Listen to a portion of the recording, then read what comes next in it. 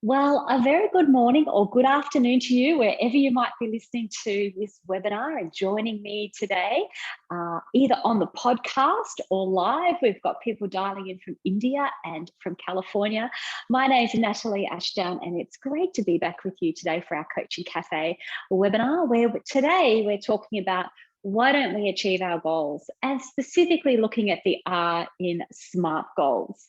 So before I begin, I'd just like to acknowledge the traditional owners on the lands on which we're all meeting today and acknowledge their continuing connection to the land, waters and communities of Australia. We pay our respects to them and to their elders past, present and emerging, and I extend my acknowledgement to anyone who might be from an Aboriginal Torres Strait Islander or an Indigenous population from around the world. Welcome to you. So today we're looking at putting the R back into SMART and looking at the value of exploring realistic. Now, I can see there's a lot of people here on the line. We've got some very experienced coaches on the line. So I'm very keen to share these ideas with you, but also get your ideas. So please feel free to hit that chat box and I can pick up the comments as we go along. We're thinking about how does being realistic when we achieve our goals actually aid high performance. If you are new to the Coaching Cafe, welcome. We are all about creating a community, sharing learned experience across the Open Door alumni and having some thought-provoking conversations. And of course, welcome back to all the regulars. You know, I love our Fridays together. It's actually the highlight. It's a great way to finish my week together. So it's wonderful to welcome you all back. If you are here because you are keen to get the ICF CCEUs, of course, we offer them to you free of charge as our way of giving back to the community. And I'll pop that slide up at the end of the session so you can pick it up then. Okay, so feel free to interact, hit that chat box, tell me what you're thinking as I share some ideas with you. So we're looking at the R in SMART, and I do like the idea. There's many experienced coaches on the line. For those of you that may not know, I've been coaching for over 15 years now, achieved my MCC a few years ago. What I like about our topic today is we're going back to the basics and we're taking a look at the SMART model, which we've known and it's in our blood for years and years and years. But I want to narrow down into the R in realistic, and here's the reason why. So we're thinking about the R in SMART. Now, a while ago, I had a coaching session. I was being the coachee, and someone asked me, so how realistic is that in terms of what you have on your plate? So I was talking about a goal I wanted to achieve, and the coach asked me, how realistic is that in terms of what you have on your plate? And I was kind of taken back a little bit by that. And my response was basically, you know, I've never been too fussed with the R in SMART. And then I also said, you know, to be honest, I think that realistic gets in the way of big visions. So that was my initial gut reaction. I'm not too fussed with the R in SMART. Like, let's not let it get in the way of what we're trying to achieve.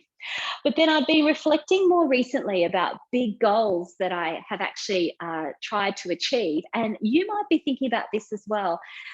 Did anyone set big goals last year and they got to the end of the year and then perhaps, you know, you hadn't gotten as far as you wanted to? That was certainly the case for me. I had made enormous inroads on my goals, but I hadn't, you know, finished it and achieved it. So please feel free to tell me what your experience was. And then I started to reflect, well, was that because I wasn't being realistic? Had I set myself a target, which was, you know, a super stretch goal, that if I got there, that would be amazing, but maybe I hadn't really looked at realistic. And then I thought about that comment I made all those years ago. I don't let realistic get in the way of a big vision. So that's the background to why we're talking about this topic today. And perhaps you might think about, well, think about your goals as we've talking this through.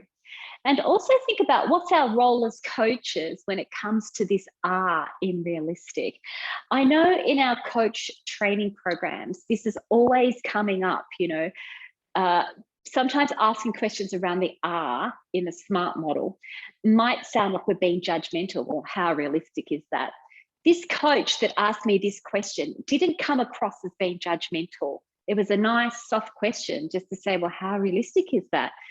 You've just explained everything that's on your plate. And even though it was said in a non-judgmental way, I still reacted to it. So we want to think about, as coaches, how do we, check in on the R, because it really is very important. So feel free to tell me what you're thinking as we have this conversation together. Of course, the coach hit me with a WDEP question, from our certificate for a workplace and business coaching. And the coach just said, so how's that working for you? So I've never been fussed with the R in SMART. And she said, well, how's that working for you? So nailed me there with a very direct question about, well, is my lack of focus on realistic getting in the way of me actually achieving big goals? What a nice question. And Lisa, thank you for jumping in. She said, yes, it's potentially the biggest derailer. So, it's worth having a think about it. And I look at it, as I said, there's so many experienced coaches on the line. How nice to go back to the basics and look at this in specifics. So here we go. What are we talking about when we look at realistic? Well, I looked at a lot of different dictionary definitions, and this is the one that I've chosen to take a look at with you today. Just move that box out of the way. There we go, so I can see you. That's better. So realistic, in terms of the definition, having or showing a sensible and practical idea about what can be achieved or expected. I thought we had a realistic chance of winning, or I thought I had a realistic chance of achieving that goal. So I like this, showing a sensible and practical idea of what can be achieved or expected. So you can hear the coaching questions in there already, can't you? We can start formulating coaching questions from the definition. The other part of the definition, which I did like actually, was representing things in a way that is accurate and true to life. A realistic human drama was the example. Now, what I wanted to do with you is take those two definitions and look at what that means from a coaching point of view. Hopefully, you can start to hear the coaching questions that you might ask as we look at this. So let's take a look at the first part. Having or showing a sensible and practical idea about what can be achieved or expected. I actually like that, because what it means is that when we're coaching, we can turn those goals into the practical and sensible. We can ask questions about what would make that practical for you. How sensible is that for you? Or I probably wouldn't use the word sensible. I don't know. It just doesn't sit with me. But you might use that question in the right context there. So how can we make that more practical, or what's practical for you in terms of taking that first step to move forward? Now we're actually turning that goal into something that is actually realistic. And I like those coaching questions. The other part of it is that we're turning things into a plan. We're breaking things down into achievable pieces. So think about the W in the GROW model. So what's the way forward here? So in a way, if we're doing even a basic GROW model, the GROW, we can generate lots of options, but the W is actually where we get into realistic. So what realistically are we going to do to move forward? Now, I haven't really used the word realistic in that question, but that's really where the emphasis is now. What is practical, and what's the first step you can use to move forward? What's going to help you get that momentum? So a lot of those questions that we kick in there around the W actually help narrow down the realistic. And Lisa, you've said, what's the next most sensible thing to do? Yeah, I like that. That's a good question. I'm going to try that one.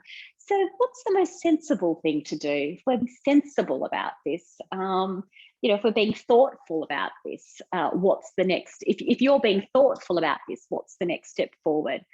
So feel free to hit the chat box. Tell me what you're thinking about that, whether these ideas I have are resonating with you or not. That's fine as well.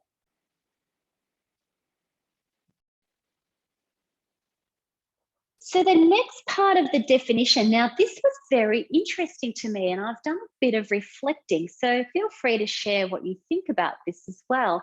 The second part of it was around representing things in a way that is accurate and true to life. A realistic human drama was the example. So representing things in a way that is accurate and true to life. Now let's think. That can generate some good coaching questions. If we're using that definition, we can generate some interesting coaching questions around that definition. And there's a couple of other insights I had when I really reflected on this definition. Accurate doesn't need to mean limiting. So what I was actually interested in around the definition is that just because we're being accurate about something doesn't mean we need to be limiting. The definition is around stating the facts and thinking things through about what we can achieve or how we can actually move forward. So I had thought of realistic as being limiting. That if we have to be accurate about this, then maybe we have to be, it limits us in some way. But that's not actually the case. It's around, well, what have you got on your plate? What's happening what's happening now? So we could go back to the realistic, the GR, go back to reality and say, well, what's happening now that's going to enable you to move forward or prevent you from moving forward? So we've got the R built into the GROW model, haven't we? But I like that idea of bringing the R back when we're thinking about the way forward. So the GROW model doesn't have to be linear from that perspective as well. Quite often we think about the R, the reality about what's happening now, but let's think about reality, perhaps at the end as well, to say, well, let's think about how you're actually going to move forward with that as well. And Lisa's jumped in there again saying, I think it's great to rework the GROW model in a slow thinking approach rather than going through on autopilot. Yes, so there is something in what you say there around slowing down, revisiting our models, not just GROW or SMART, revisiting our models as experienced coaches and taking a look at things. Yeah.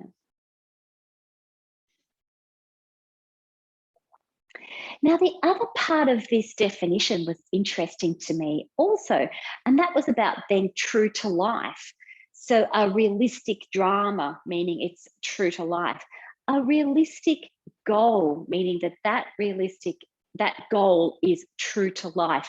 Now, for what it's worth, I did a bit of a reflection on this and I turned true to life I turned it around a little bit to mean true to yourself.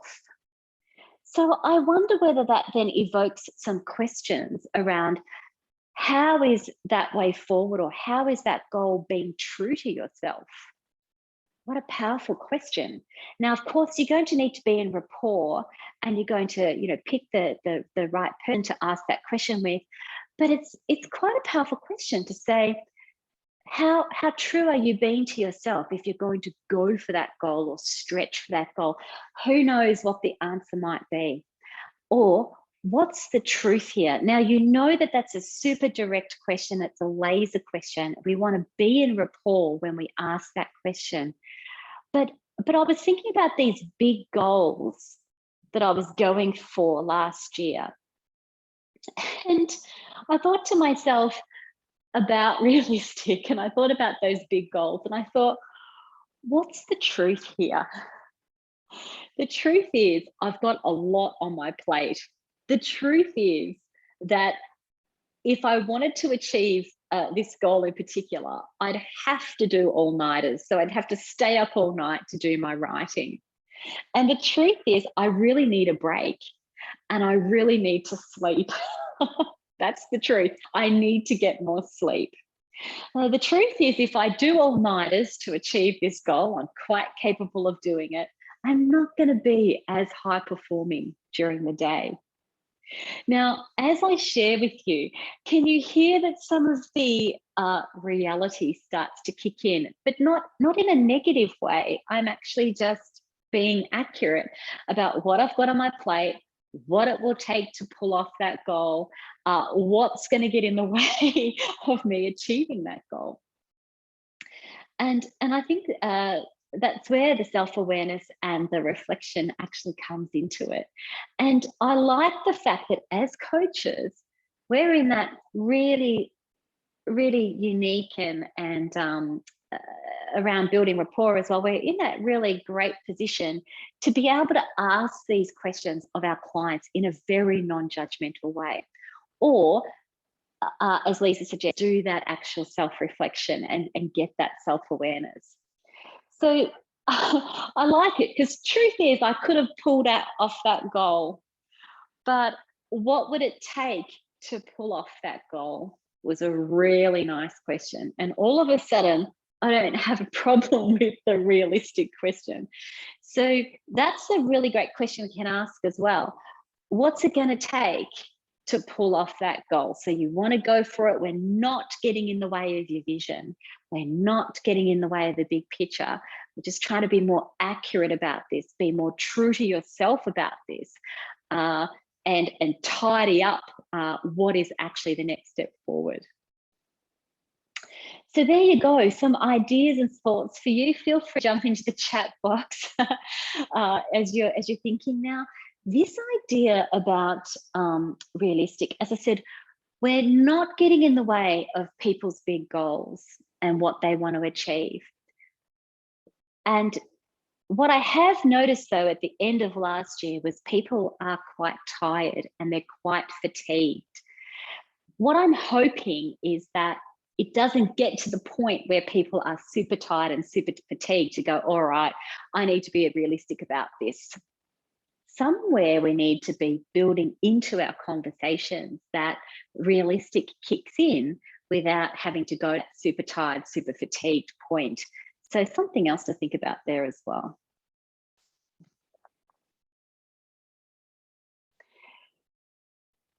So then I started thinking about realistic in terms of high performance, and I have this analogy of, you know, we plant the seeds and we've planted the garden and we need to now water it. So maybe the watering of the garden is keeping things realistic.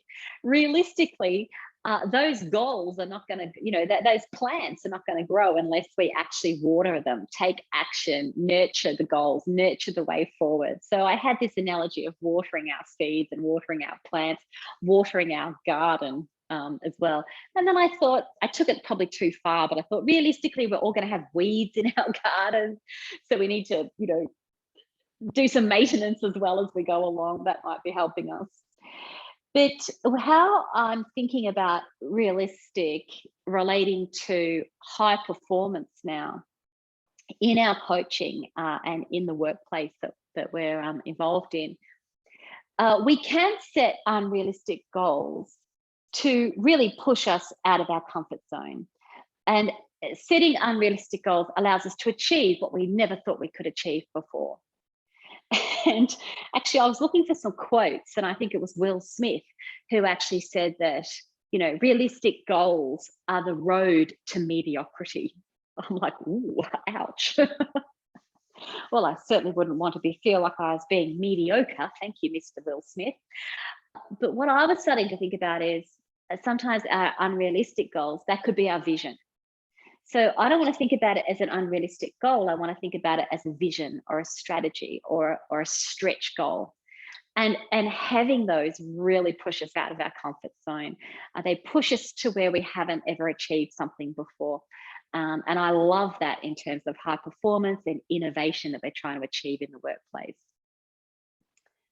So rather than say, oh, that goal's unrealistic, let's reframe it in terms of a vision or a strategy as well. And Lisa, if you jumped in there and said, he also said getting jiggy with it. I love that. So that might be, I think getting jiggy with it, that's probably related to being flexible. Being realistic means that we're being flexible. We can modify and we can adapt. So if we do this big reframe on realistic when it comes to high performance, we are being flexible, we're modifying, we're adapting our goals to what's happening. And that means that realistic is kicking in to actually enable that high performance when we are being flexible. You know, particularly if we've set a big goal and you know we need to move to timeframes or something like that. Being flexible, modifying, being realistic, it all helps from a high performance point of view. And of course, as we said, get jiggy with it. That means breaking things down. So if the goal, maybe it does, I don't know, but, you know, that means breaking things down. So if the goal is actually too big, then we do risk failure, overwhelm, fear of failure, procrastination, etc., etc. So realistic for me means breaking things down now. What are we actually going to do to start moving forward into those measurable chunks as we talked about? Just to get models like Kotter, you know, in terms of change as well, that high performance motivation does, when it comes to high performance, motivation does come from getting those small wins on the board. So if those small wins, the small chunks we can do are realistic, then they're going to help us get that motivation we're looking for. It helps drive us towards that high performance and the overall vision that we're aiming for as well.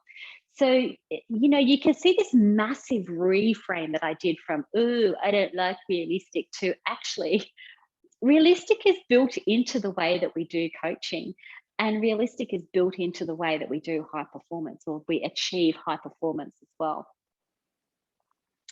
As I said, I like this analogy of watering the plants. So we've got a few minutes. Feel free to tell me your thoughts, what you're thinking. Do you use the SMART model? I really like these old models. You know, we don't have to reinvent the wheel all the time.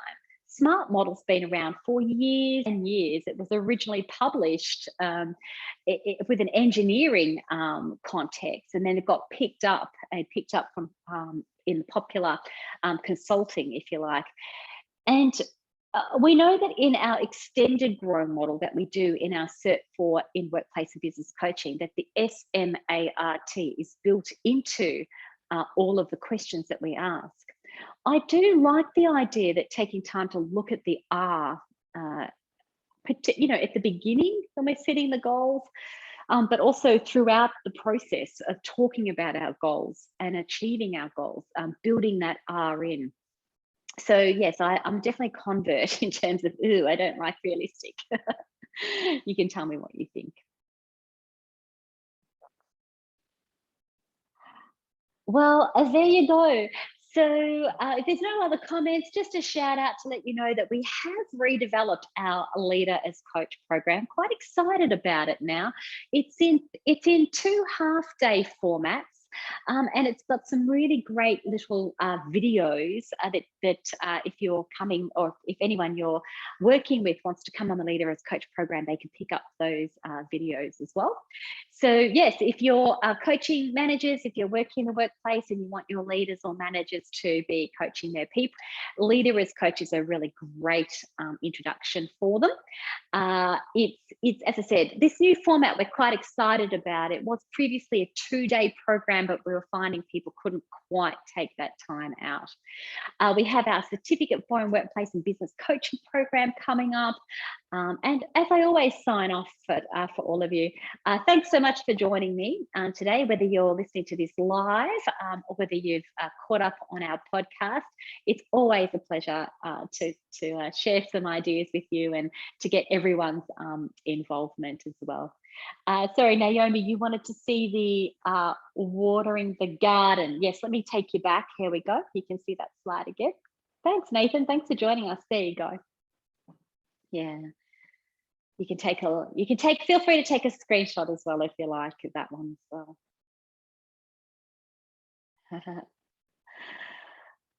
That's great. Well, Have a great Friday, everyone. If you're listening to this live, happy weekend to you if you're listening to this live. If not, I hope you enjoy the rest of your day or your evening. And I look forward to catching up with you at our next coaching cafe. So I welcome you all to our next coaching cafe, of course. And I always sign off by saying, enjoy your coaching. I will catch up with you soon.